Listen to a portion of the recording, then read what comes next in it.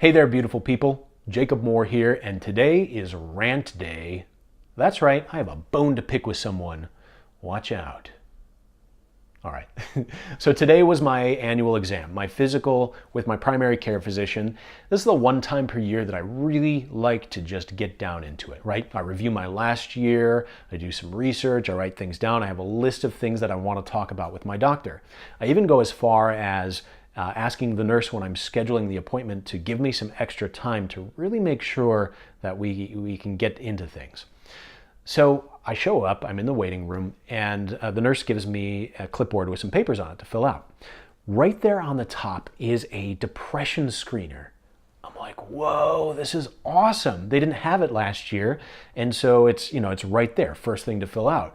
It's followed by some other general health questions, lifestyle questions, even some domestic abuse stuff. So I was like, very cool. Love to see the culture shift. Good job, guys. Well, I'm about halfway through filling it out, and my doctor comes in, and she is clearly in a hurry. I'm like, all right.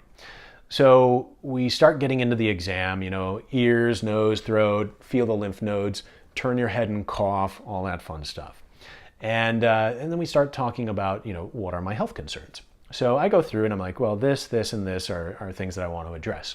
And I was like, oh, and by the way, I only got halfway through that screener, so I'd love to talk about that. And she goes, oh, don't worry about that. Just fill that out after I leave. I don't read it until later.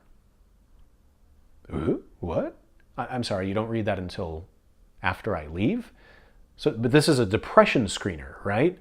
So wait, what happens if I'm depressed? What happens if I circled the one that says I'm suicidal? You let me walk out the door and then you read it later? How is that preventative? Ugh. So that really struck me as odd, as being like pretty backwards. This should be a pretty normal standard thing at this point. They have the screener. That's a good first step. But we need to make sure that our doctors are taking the time to actually address our needs. So I would encourage you, when you're in these situations, please make sure you're advocating for yourself. And even if you're not depressed, even if you're not in a crisis situation, speak to it, because it will hopefully raise some awareness for their future interactions, so that people don't walk out the door in a depressed or even worse, suicidal situation and not have the help that they need. So that's it for today. That's the end of my rant. I appreciate you guys tuning in. We'll talk to you next time. Thanks.